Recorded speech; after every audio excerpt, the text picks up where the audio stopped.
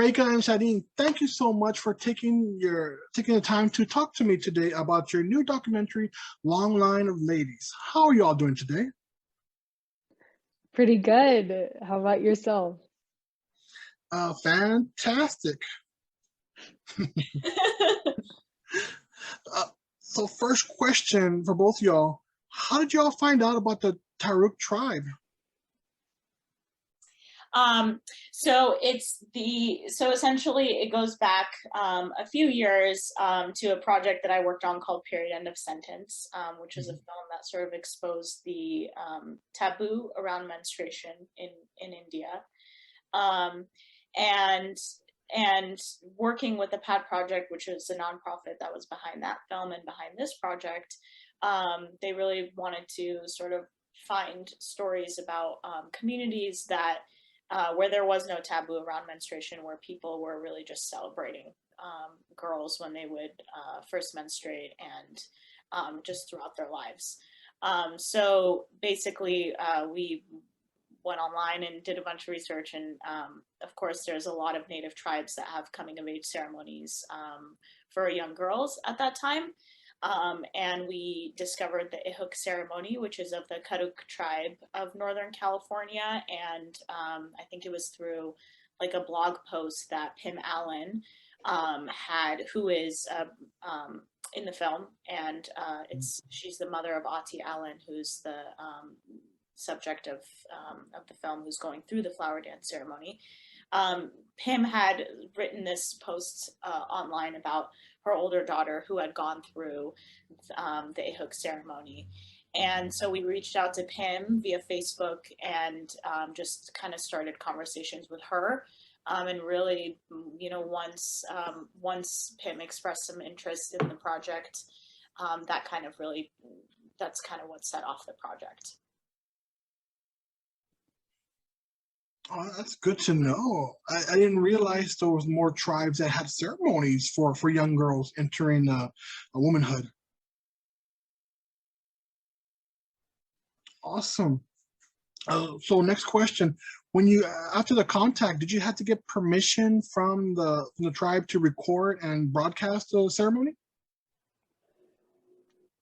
So I guess there's different permissions that you can get. There, like, it definitely varies from tribe to tribe. I'm Diné, and I know there are like certain ways that you're supposed to go through, like the Navajo tribal office.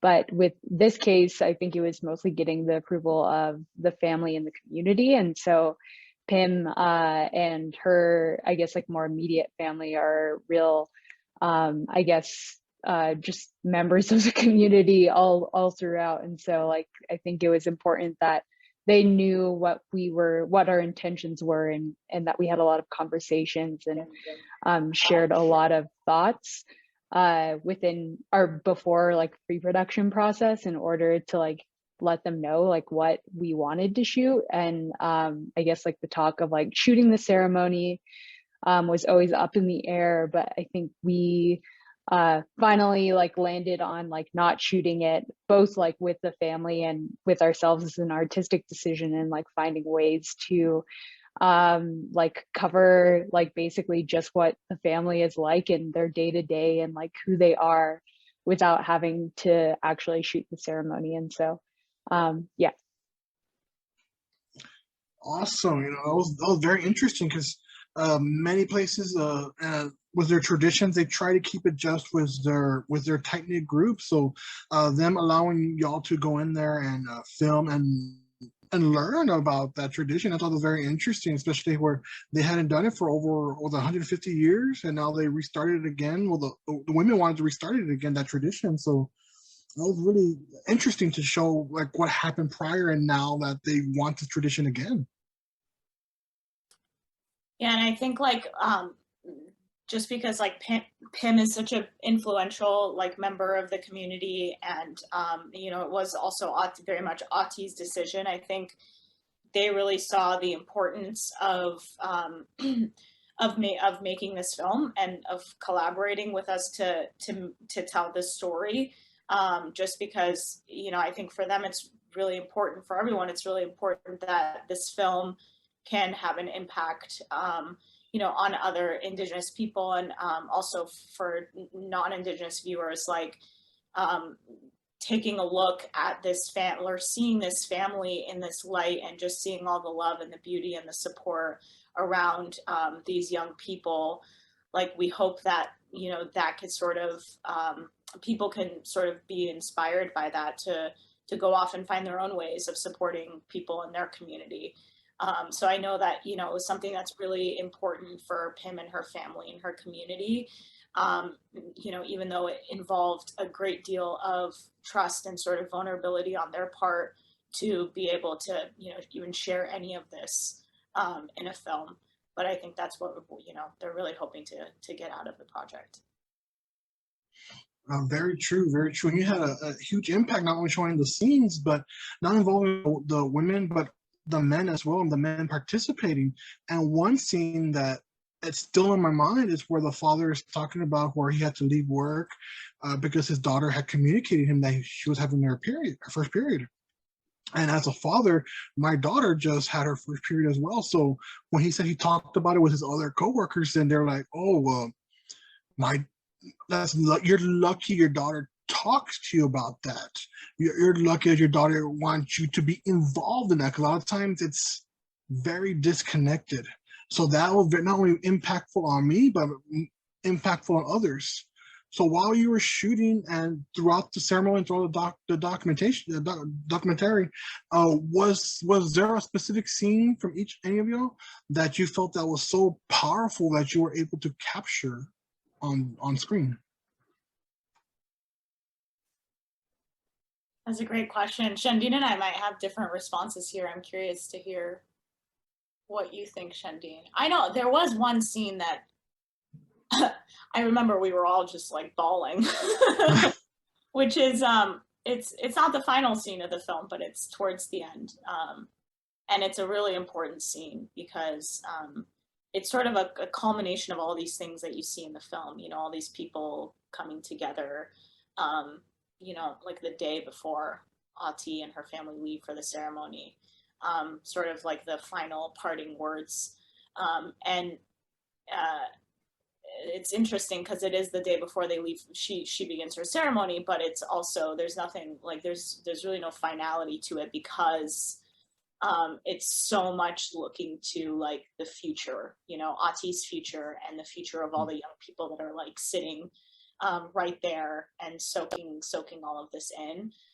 So, you know, for me, that had a really big impact, and I remember just being so moved and just bawling, mostly because I think, you know, we just we're also so grateful and appreciative that we had the opportunity to be able to be there with the family at that time to experience that.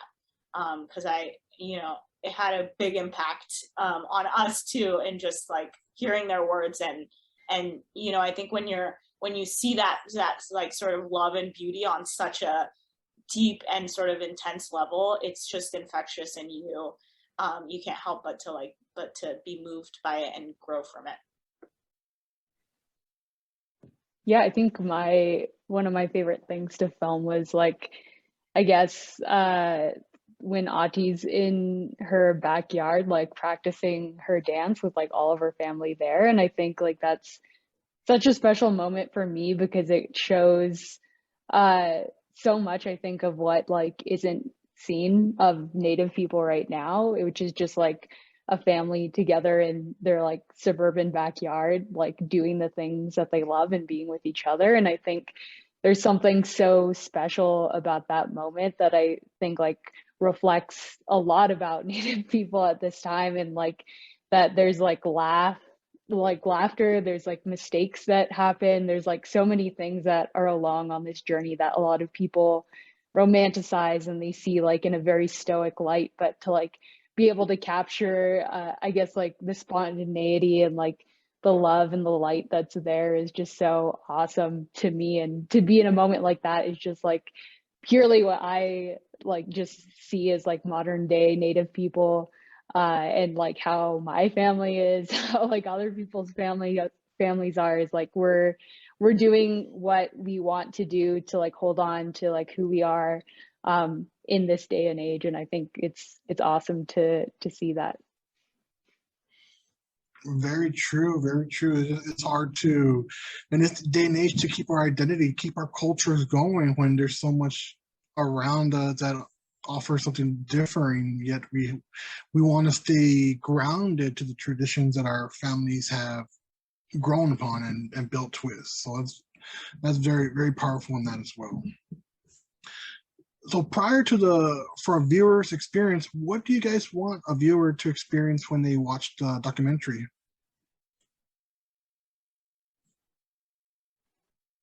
I guess really just whatever they want to take out of it. I think like it's a celebration more than anything. And I think like it respectfully places the audience in the perspective that like we wanted, which was to be mindful and to listen and to take a step back and hopefully like naturally come to the ending and feel like you don't have to see more.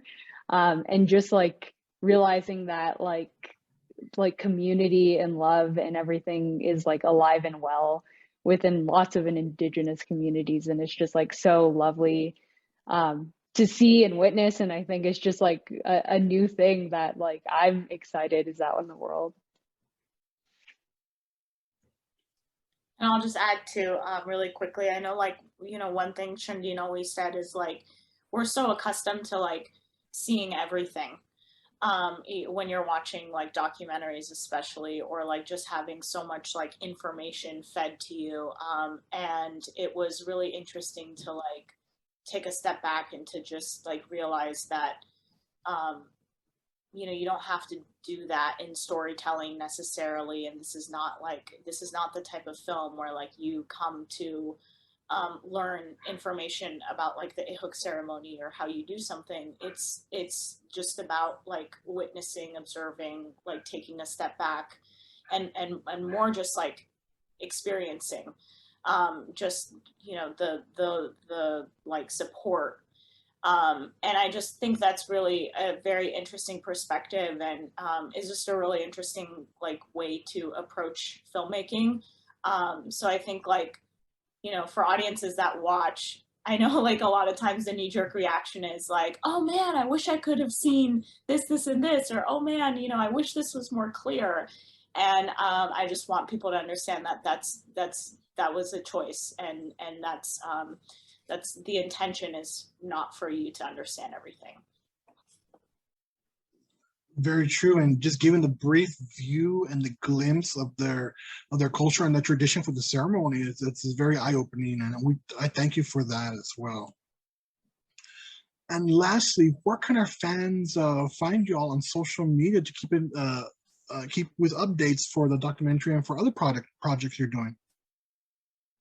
There's an Instagram page at Long Line of Ladies, and then I believe it's longlineofladies.com, where you can find updates and see like the trailer and poster and other assets.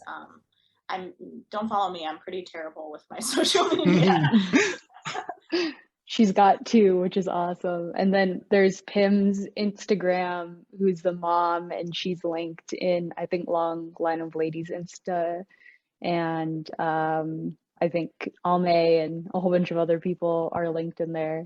Follow Sam Davis, our cinematographer, who did really cool stuff with the film. Yeah, we're not too active on social media, but the Long Line of Ladies Instagram will get you where you need to go. Awesome, perfect. I'll make sure to put on the description of the interview as well as an article that we're writing. I want to thank you both for taking the time out of your busy day to talk to me, not only about your documentary, but the history and the Taruk Tribe as well.